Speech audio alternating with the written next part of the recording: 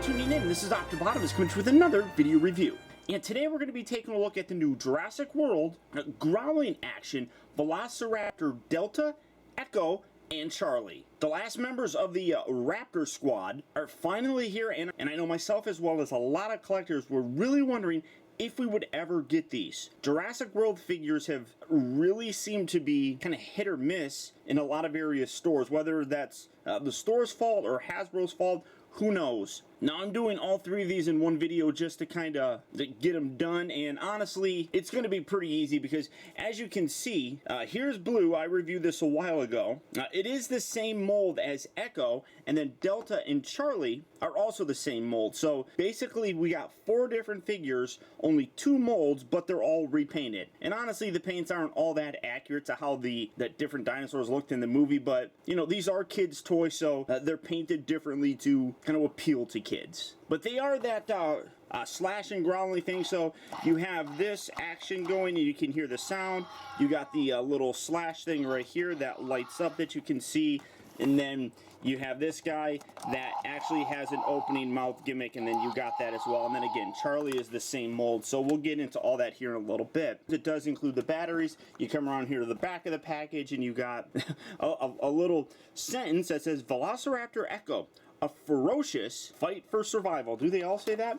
I think they do. Yeah, they all just say that. And then you got claw action, and you got the different looks here on the back with the different dinosaurs and things like that. So all pretty much the same in terms of the package, but I know for me, I was really excited to get these. I absolutely love the Velociraptors in Jurassic World, and unlike the Target ones that did not have the actual claw, these guys do. But for the packaging, that's about it. So without further ado, let's get these guys out here and see how cool they actually are. Alright guys, so here we have Echo, Delta, and Charlie opened up and out of their packaging. And like I said, bringing in Blue here, basically you're not getting a heck of a lot that's different than what you got here. Starting off first, we're going to take a look at Echo, and honestly it is the exact same mold, it's just painted differently, but I think that the paint actually is a little bit better on this one. If you remember, and they don't like standing, he was a little bit sloppy in terms of the teeth and everything, and then the coloring here down on his neck. This is a little bit better in the fact that they don't have to do that same kind of thing. I mean, the teeth are still a little bit sloppy, but all in all, it's a good looking toy. But like I said, I'm just gonna move those guys, put those over there. They are the exact same mold. I have to position them a little bit differently here with the legs to get them to stand. So you get a little bit more of a crouch look with Blue. You get a very similar crouch, but elevated a little bit more. I don't like the way that the feet are. It does cause them to be very difficult to balance. You have to be very perfect with it, and this being a rounded surface, you know, I mean, it curves up like this. It's a little bit harder for the figures to balance on this, but even if it's just on a straight table, one bump is going to make them like kind of fall over, so that's something like that. But for his articulation, the legs do move forward and back. Both of the legs do that, but like I said, in doing so, you kind of you make more of a problem, and I almost wish I didn't do that, because now I have to try and fiddle with this to get them to stand. This is not gonna. Oh wait, did I get it? No. There we go. So something like that. You do have the tail section right here that when you bring it down, you get the arms that move up and down, and then of course you can hear the you know, the slashing sound, and then the growl.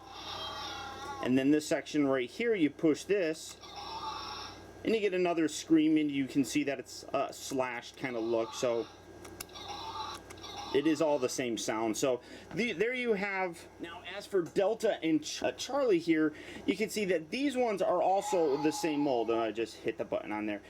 These guys are the same mold, so they aren't really all that different, but they are different from Blue and Charlie. As you can see, they do have a slightly different positioning. The tail's obviously curved a little bit differently. You got a much different paint job on here. But unlike Charlie and Blue, the arms here are individually articulated as well as the legs. I'm not going to move these legs, but then in moving the tail down, you get him closing his mouth, and then when you let it go, his mouth opens, and that's when you hear the actual roar sound.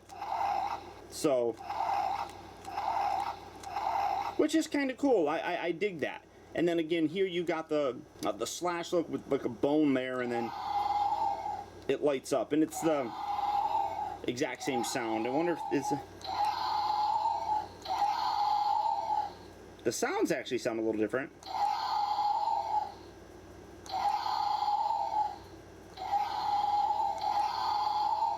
So,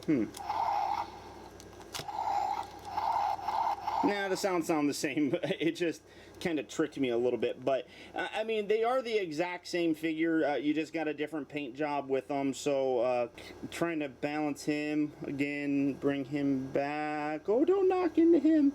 There we go. And then bringing him a little bit forward. It's, like I said, it is a rounded table, so it causes a little bit of a problem. And then we have blue right here. There we go. Position him there or something like that.